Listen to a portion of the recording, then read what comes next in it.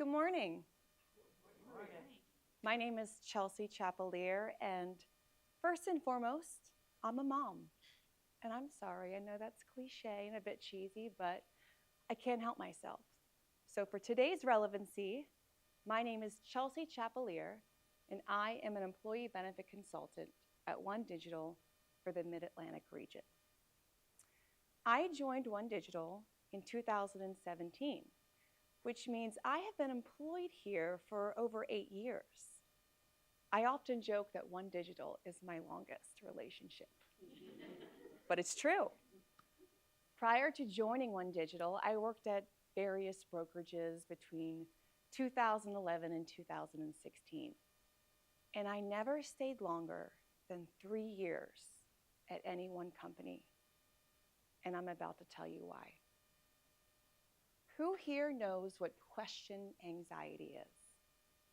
Better yet, have you ever been in a room or a meeting where you were hesitant to either raise your hand or speak up simply out of the fear of sounding or appearing unintelligent?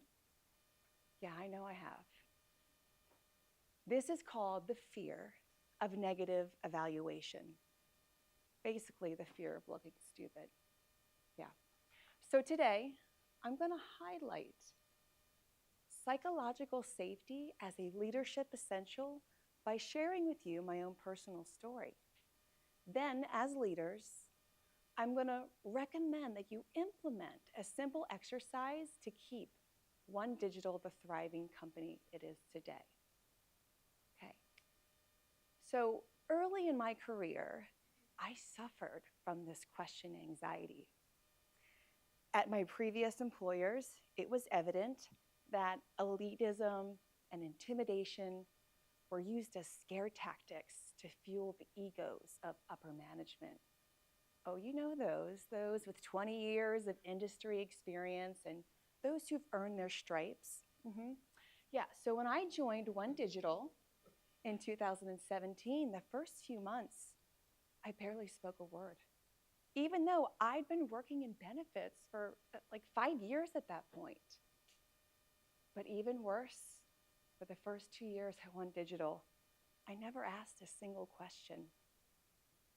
And in full transparency, I think about that all the time. It took me 2 years of working at OneDigital to rid my mind of this inferior feeling. For the first time in my career, I had a manager who supported me, who cared about me. This was unfamiliar to me. It wasn't until I attended Digital 101 when a colleague said to me, "Our goal at OneDigital is to make a large organization feel like a family business." Man, at that moment, a light bulb went off. What am I so scared of? This community, they're cheering for me. They don't care if I can't remember what every letter of ERISA stands for. It is impossible to know every detail about this industry. It's ever evolving. We have acronyms for everything, and we have like terms that mean basically the same thing. And it was in that moment I decided it was time to get out of my own way. The girl who was like quietly in the corner was now the girl in meetings, raising her hand, asking questions. And guess what happened?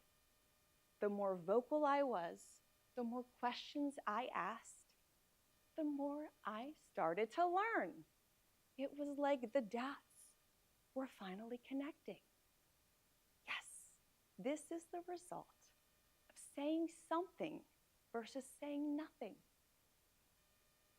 Through Leadership Essentials, I realized I was able to overcome this like fear of looking stupid or question anxiety because for the first time in my career, I had psychological safety in my place of work.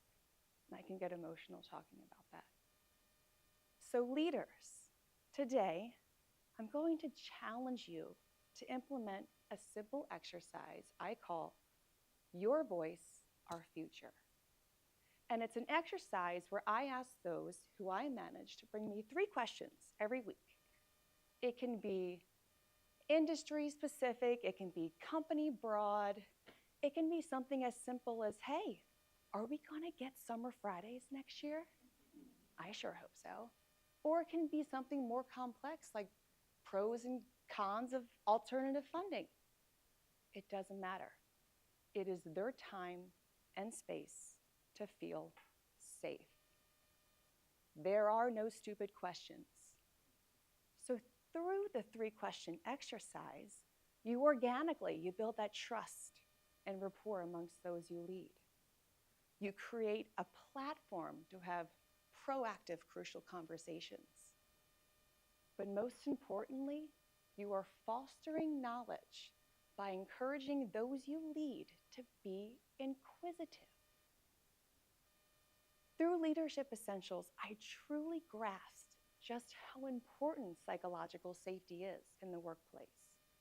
And it helped me to reflect on the kind of leader I want to be. And that is a leader who creates safe spaces so that those I lead can reach their full potential. So I ask not just leaders, but each and every one of you to create safe spaces, encourage curiosity. So as we continue to grow, we can remain feeling like that family business.